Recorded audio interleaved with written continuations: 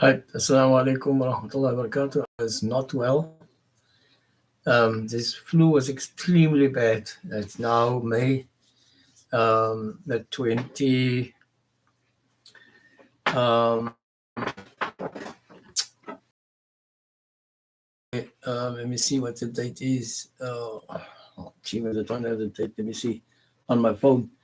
Um, that's if you're on holiday. You don't know the dates. So actually working, but I'm enjoying my work so much that I feel I'm on holiday. So let me just check what is the date today. Uh, okay, so today is the 25th, yes, of May 2022, and we are busy with Professor Ajam's doctoral thesis, an edited version of his doctoral thesis on the Cape Muslim schools development and the struggles of the Muslims in the Cape uh, for education. Okay, so we're now basically at part 10, which is the Cape Muslims. It's page number 22.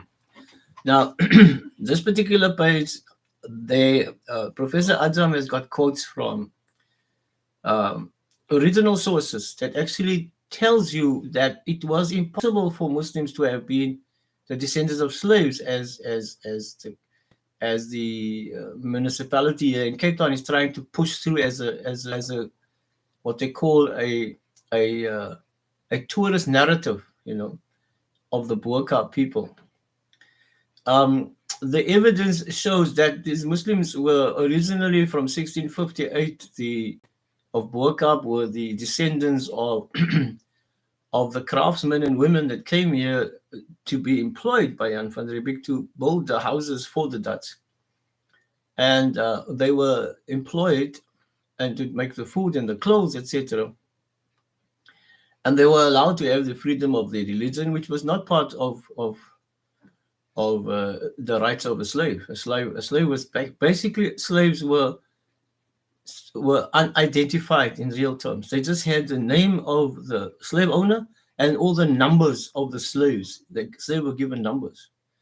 They cut down any identity of slaves. Here in Burqa, you have specific identities of our people in the surnames that we still have, the fact that we got married, etc., owned the property, etc. So that's and now the quotations that I'm going to give you from page 22 onwards will show you that this was an established community, alhamdulillah, of the Cape, not descendants of slaves, but the Burqa people were and descendants of a very educated, Islamically educated and craft-based people that were in the presence of the Cape and a needed kind of community for the colonialists, and not interested they were not interested in having any Muslim slaves because it was too dangerous to have a Muslim slave, especially from the experience of the black Mozambican Muslim slaves that became Muslim. Um, Originally, one must realize that blacks in Africa, there were many of them that were Muslim that were taken by and sold by their people to the Americans and to the British, etc., as they colonized the places. And so they lost their own identity in the fact that they were never really given opportunity to maintain their faith. And they were given Christian names or the names of the owners, etc. So yes, that did happen, but the people of Burqa themselves are from the different Indonesia and Java and Malaysia, etc. They were not the descendants of the slaves. So let's go through this again, and we can see the actual evidence from reports. So I'm trying to get less light under my face. Okay, otherwise it brings out more of my wrinkles. Okay, so let's just get some reading. On the Cape Muslims, page 22. Now, the Cape Muslims' strength, there again, it starts immediately. The Cape Muslims' strength and adherence in the principles of Islam without much knowledge, interesting, without much knowledge of Arabic, earned them an enormous respect from colonialists. So Ajam relates, Du Plessis right, Duplessis distinguishes Muslims from the general non-white communities as of in inverted commas, culturele verheffing, higher culture people. And this came from the Bydra van die Kaapse Maleier tot die Afrikaners, Afrikaanse volkslied in 1935, it's quoted. Must remember this concept of Boka people being descendants of slaves never existed in the time of apartheid. They knew that is not the truth. It's only after the fall of apartheid, when the DA took over here in Cape Town, that you have this kind of story, narrative being played off and being trained by tourist guides must tell the story in order to create this kind of narrative. We'll talk about the reasons behind it and my actual experience with some of the tour guides. I'm talking about the descendants of colonialist tour guides. We don't want to use any terminologies. We just talk about the descendants of the colonialist tour guides because they have the same mindset of their forefathers. Okay, some of them. Notwithstanding some criticism against the Sheikh, talking about, remember Sheikh, we spoke about Sheikh Abu Bakr Effendi who came here. His book, Bayanuddin, written for the edification of the Cape Muslims, is of linguistic value for the study of the development of Afrikaans. Written in Geselstaal, spoken dialect, in 1869. So also remember that the Cape Colony, only abolished slavery in 1843.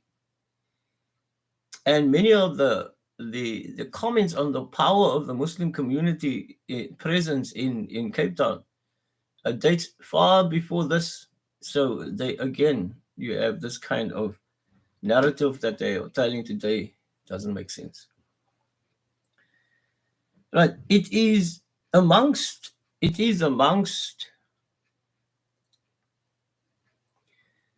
the first published pioneering works in Afrikaans. This is now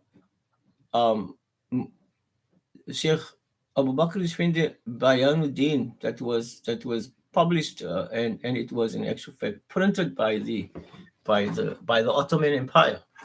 They financed it. Okay. So here comes the wrinkles. But I can't see some of the stuff here.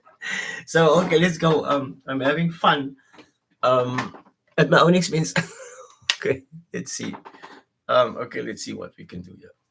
Because I really can't see what I'm doing here. Okay, so it says, now here's a quote.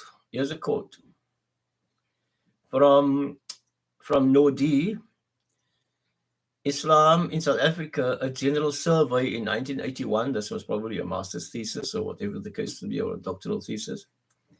They, the Cape Muslims, have made a permanent contribution to Afrikaans culture, in particular to the Afrikaans vocabulary and their creation of Arabic Afrikaans literature. This is Nodi, Islam in South Africa, a general survey in 1981. The Sheikh's book was the fourth of most comprehensive and most comprehensive book at the Cape at the time. His book was preceded by Al-Awwal al-Mateen, the main speech, or the first speech, or the firm statement, or translated the trusted word, a treatise on Islam, and it was written in 1856. And this comes from the quotation of the work of Dr. Ahmad Davids. The Sheikh's book's preface contains his position and the proof of patronage of the Sultan of the Ottoman Empire in the publication of Bayanuddin. And the translation given here is the explanation of faith, Bayanuddin, or the demonstration of religious practices. You see, the important part of the Imam's job is to make sure that the people, the Muslims, are taught how to live Islam and how to practice Islam and how to perform their rites or the The rites, rites, the practices of the Sharia in terms of praying, cleanliness, salah, hajj, fasting. Those are important features in order to stay a Muslim. Those are your five, the five that they're translated as pillars of Islam, but it's the tenets of Islam or the essences of Islam. If you're looking at the Arabic, it relates more to the essences of Islam. You can't be a Muslim unless these five things are in place. You believe in Allah subhanahu wa ta'ala, you salah, you give zakah, you fast during the month of Ramadan, and you go on Hajj if you can afford. Those are the five essences of Islam. So, in order for an imam to be an imam, he must make sure that the people learn those things. That is his duty in the contract he has with Allah subhanahu wa ta'ala. So that's why the imams made it their duty to try and get to the people as fast as possible and as simplified as possible so that they can practice the deen. Because in the practice of Islam is the protection of people. In the practice of Islam is their progress. In the practice of Islam is their protection. And this is a reality of the world of reality in terms of what we don't realize is what the faith is all about. Faith in God, as they say, faith moves mountains. And it does in real terms. Okay, so let's see. The amount of respect that the Muslims gained or was given by the colonials, they respected him.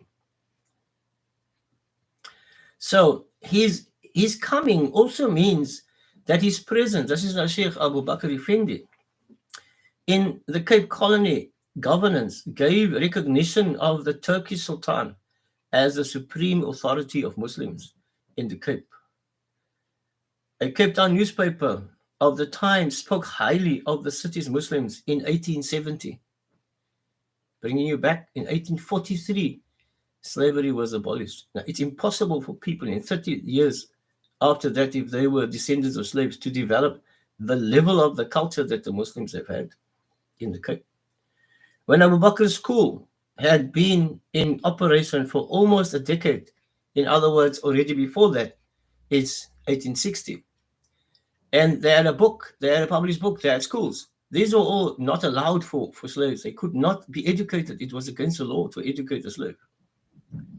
Here's the quote from the Cape Argus on the 12th of December, 1870. That the Malay population is orderly, thrifty, and they use the word thrifty because they're economically self-sustainable. That the Malay population is orderly, thrifty, and well-disposed people has been sufficiently apparent.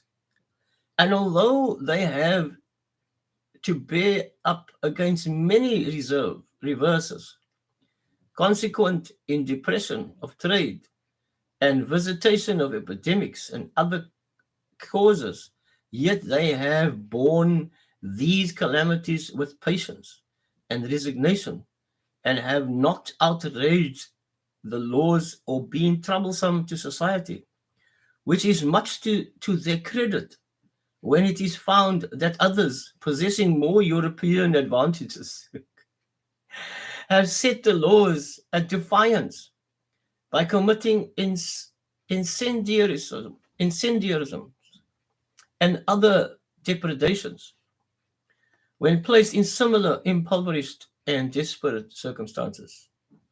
All this speaks well for their moral tendencies and goes far to show that the considerations with which they have been treated has not been abused by them. The ethics of the Muslims of the time were of such a level that the Argus could report something like this in 1870. These are supposed to be people who are subjugated, but by no means were they subjugated because they were free Muslims, and they were Muslims.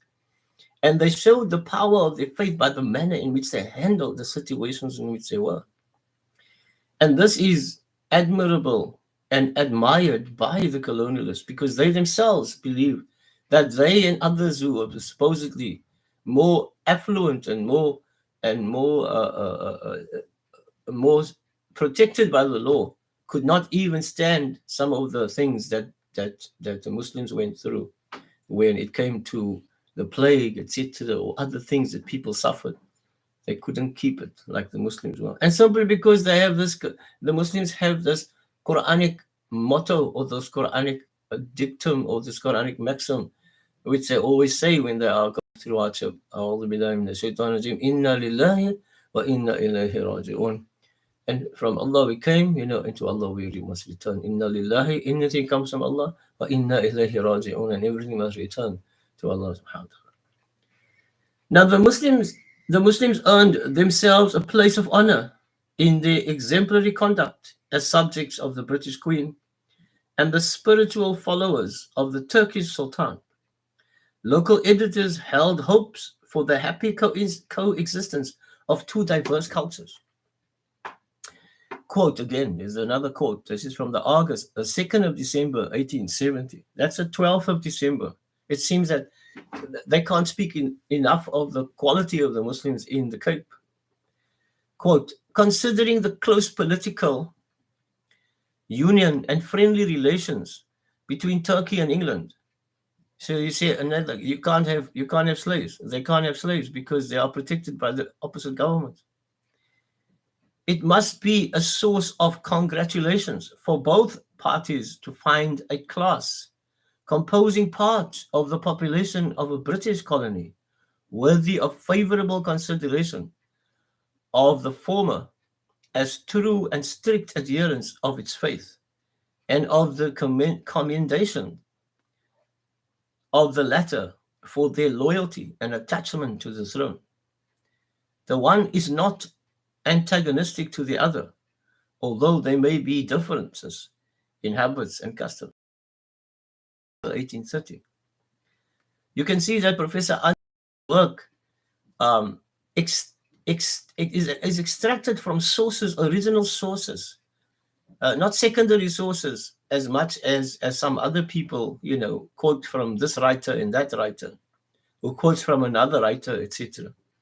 These are sources, Argus cutouts, letters that were sent, agreements, meeting procedures, etc. that he was able to, collect, etc. While the Muslim community earned the respect of the government, their leaders sought to object to Sheikh Effendi's work on the Hanafi school of thought. They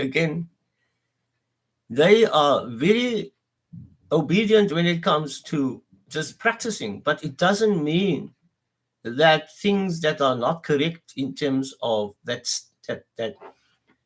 threatens their faith, or the manner in which they can practice their faith, will not go down without a fight. Even if they, in actual fact, is among themselves, they will not allow other people to interfere with the basics of their practice. So they didn't like the fact that Abu Bakr Effendi was a Hanafi madhab or school of thought, Islamic leader, and they were mostly Imam Shafi'i's followers. So they objected to this. And a petition seeking his recall to Constantinople and the termination of his services was circulating and forwarded to Sir Philip Woodhouse. He wrote to the colonial secretary, Lord Newcastle, to urge diplomatic action regarding the Turkish teacher and argued that the Muslims do not understand Turkish nor Arabic, and that he was interfering with their customs and privileges. Quote, that it be natural that he should make little progress with them, unquote. Nothing came of it, and the Sheikh Abu Bakr Effendi stayed at his post for some time. It could have been that his own report to the Sultan was more persuasive, as Professor Ajam presents. He and his wife continued to teach till his death in 1880. May Allah grant the Jannah, inshallah. Many leading families' children who became local imams were taught by Sheikh Abu Bakr Effendi. Effendi's curriculum included reciting and memorizing Quran, basic fiqh, which is Islamic jurisprudence, legal code of the worship, the way you worship, and then imamat, which is basically leadership. in conducting religious ceremonies, etc., like how to give name, how to when people go on Hajj, what to ask to make, how to do Jumu'ah khutbah, how to lead the Salah, all the du'as that you must make for this and for that. Those are all part of the leadership. The Imam does all of that, the religious ceremonies that people need, how to give name to people, how to put people out, the burials, etc. So they are extremely important position. And that's something that the academics are not able to take that kind of leadership, because the imams will do that, and the imams have more particular clout in getting communities to do things than what the academics would have, because there is this kind of of of need of people to give a name, to bury, etc. Those are your core features in life. And they can't go to the academic and say, like, okay, give a name. You know what I'm saying? The imams are spiritually educated to do that kind of thing. So we're going forward, and the imamat, and then amongst the Cape Muslims, they could teach those things. Religious knowledge preceded all other forms of knowledge. In the pre-industrial age, I'm just going to have to see who's at the door. Just hold on for me. I'm going to have to end here. Just let me see, because I don't know whether there's a delivery.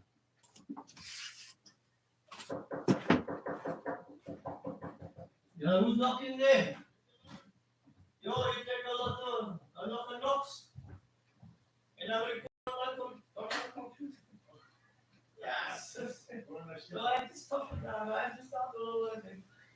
I take a lot of. Yes. Thank you very much. Thank you.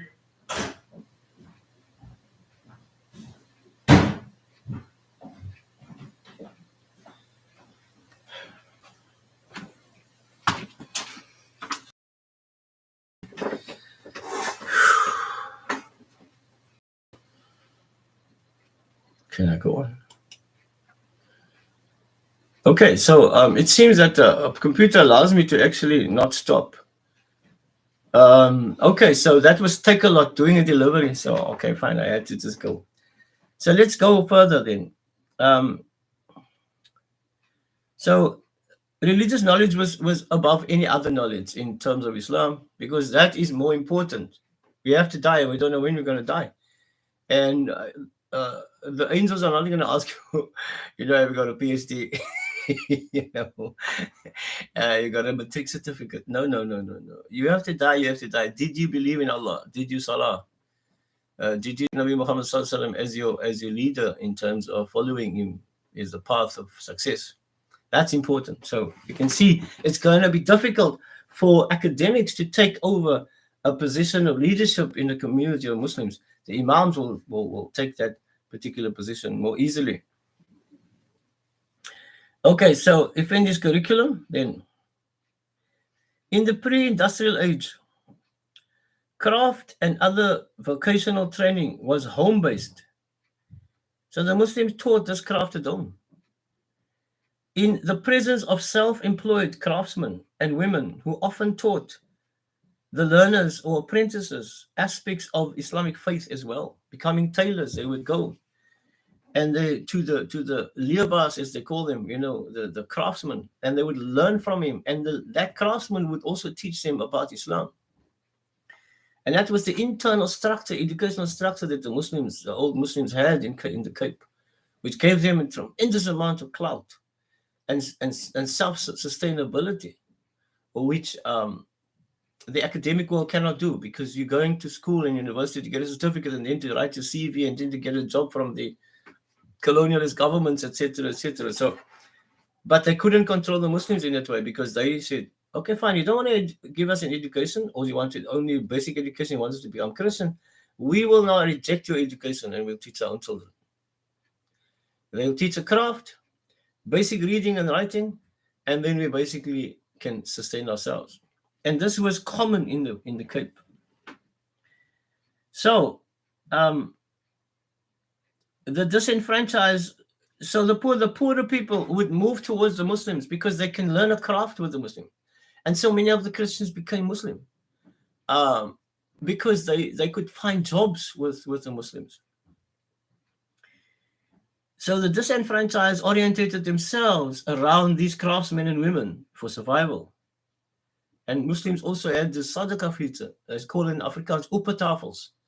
You sit by them in 6 o'clock, they will feed you. They're not asking you, they'll offer you to eat, they'll give you whatever they have, they'll sit with you at the table. And this opetafels, as our community calls it, was one of the major features that brought many Christians into Islam, including the colonialists, because they couldn't imagine how people are supposedly less materially supported by government could actually have such wonderful food that they didn't even enjoy. So they would actually be impressed by the sadaqah that they have, and Muslims of the Cape and Bo-Kaap have, and the Cape Muslims have, that opetafels, because they believe that Nabi Muhammad says it is not good for you to eat alone. You must share with your food, because otherwise shaitan is with you to eat with you. So you must try and live a more out sharing life. And this is what happened. So the richer Cape Muslims, very important point, the richer Cape Muslims sent their children to Mecca to study under Arab scholars, which may ensure them to become leaders then. And in that way, again, the community would support those leaders. It was also a means of living in real terms. But it was also a means of knowing. Those who could afford to send their children to Mecca, and they will come back sheikhs, and they will be respected, and they will be honored, etc., and they will be supported in the local way.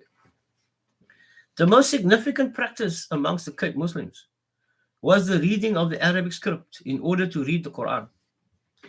The local Muslim leaders used the script to sound the Cape Muslims Cape Dutch or Afrikaans Arab, to teach the Muslims values and codes important to practice the rights of Islam, RITES. Sheikh Effendi could capitalize on this skill to produce the Bayanuddin. This written language of the Cape Muslims placed them ahead of other colonists in that they had books to read, which the colonialists had no knowledge of. So we were, as Muslims of the Cape Muslims, we spoke a different language, we wrote in a different language and different letters, and the colonialists couldn't actually understand what they were doing. So this was the barrier between them not being able to influence us and us being able to then be on a higher level than what they were, because they couldn't cope with our language, but we could cope with their language. We could read, some of them could read, and some of them could understand the language and speak it as well and mix it up as well. But from our side, they couldn't get into our particular features. Under harsh circumstances, the Cape Muslims were able to create and sustain a counterculture to the Christian colonialist culture, a culture, Islamic culture, with its own legal system based on their religious text, the Holy Quran. Their general illiteracy of the European languages protected them from foreign influences that could infuse the religious adherence, could be infused into or confuse the religious adherence and the Islamic lifestyle, which is happening today. With Muslims being academics, they start mixing up the terminology of the European style of thinking, and they start mixing it up with Islam. And now they're creating more doubt than what they're creating security.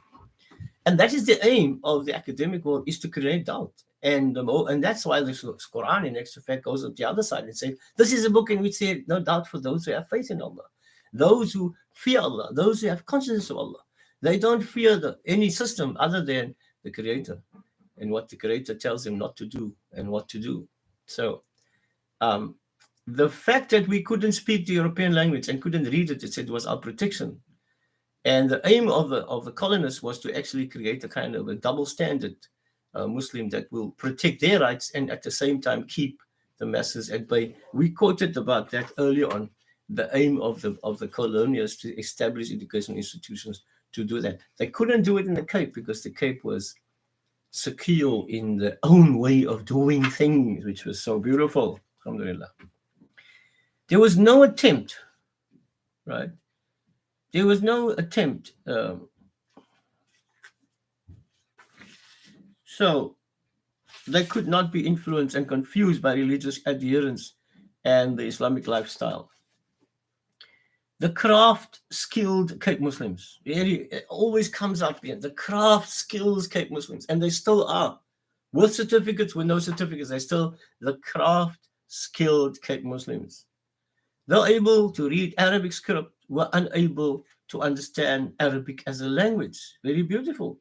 There was no attempt to teach in either English or in Dutch language reading, writing, and arithmetic, as usually understood, were quite outside the work of Effendi and his associates. So they didn't cover that part. It's about understanding the deen and using the Arabic language to do that, and the language of the people to write it, whoever could later on read. The effect of Effendi's training. The effect of Effendi's training, it is certain, was to cement the feelings of intimate brotherhood already prevailing amongst the Malays, and in some respect to isolate them more and more from the rest. Sketches of church life and the work in the Diocese of Cape Town, 1900. So you see, there were reports by these priests to say how ineffective they were to actually do any kind of, Christian missionary work amongst the Cape Muslims in the Boka.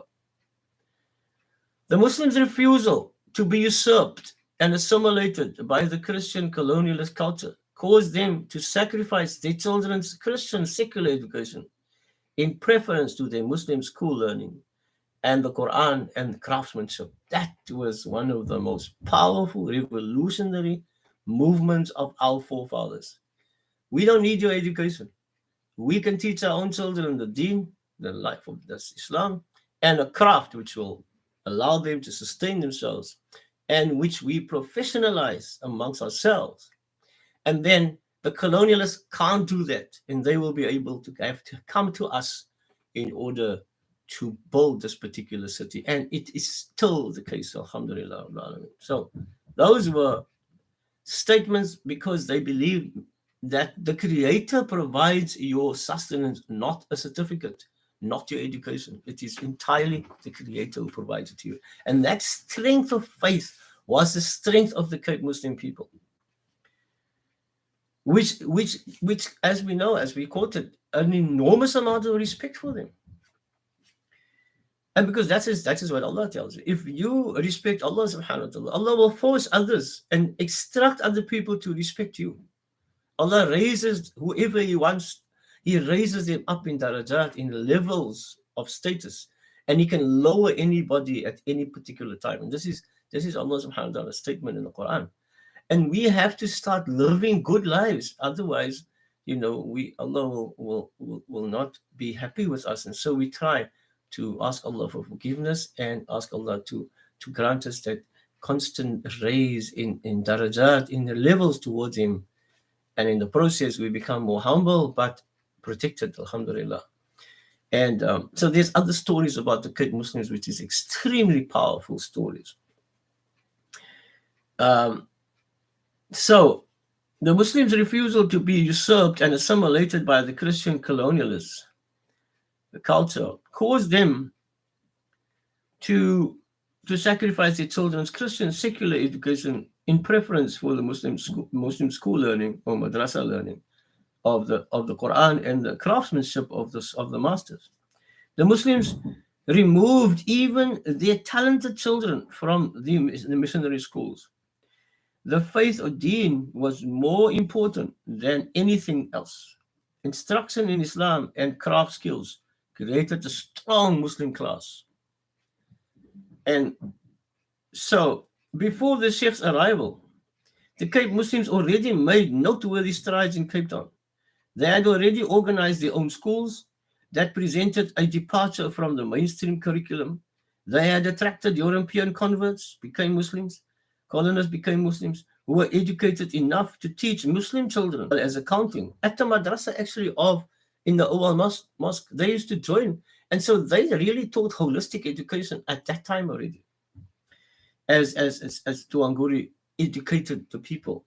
And the Quran does not tell you that you mustn't touch the sciences. In actual fact, the Quran tells you the people of the ulama are the people who know the sciences. They actually know about the sama, they know about the art. and they fear Allah, and they respect Allah, and they know the ayat of Allah subhanahu wa ta'ala, and they praise Allah subhanahu wa ta'ala because of the knowledge that they have of the universe and the earth, the things that Allah has given us. So there is no real separation between secular knowledge and Islamic knowledge. Quran is a total knowledge. Before the Sheikh's arrival, okay, so let's go further. They had attracted European converts who were educated enough to teach Muslim children the languages of the dominant class. This was necessary for Muslim craft-based businesses and Indian shop owners. So they basically learned some of those particular crafts. The Muslims' educational system was autonomous. They stood on their own, functioning with neither government blessing nor government aid, and not even interested in government support. The private school existed under an imam. There was a private school that existed under an imam Muta, who employed European Muslims and offered secular subjects through the Quran ethos. So you see, there was this one guy who actually had this kind of holistic education, but it was a private school. People of the likes like Mason begrudgingly commented the following. Yeah, listen to this guy. Okay, quote, "These schools have become common among them, kept principally by perverts of Christianity," unquote. The Cape Muslims sent their children to a school where they defined the things. The influence of Sheikh Abu Bakr Effendi and his Turkish Muslim missionaries brought the fezzes for Muslims men and scarves for women, the duk for Muslim women. It replaced the turang that the Muslims used to wear, which come only from the East for Muslim men.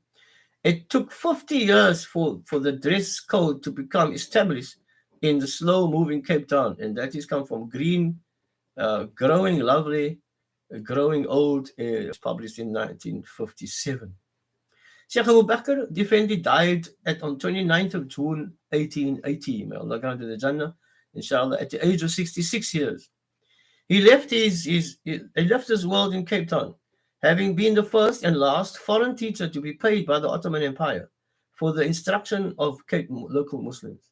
He was the first to establish a school for Muslims, girls and women, and made them conscious of covering their hair. He influenced people like Muhammad Dali, J. Sears, and Ahmad Siddiq,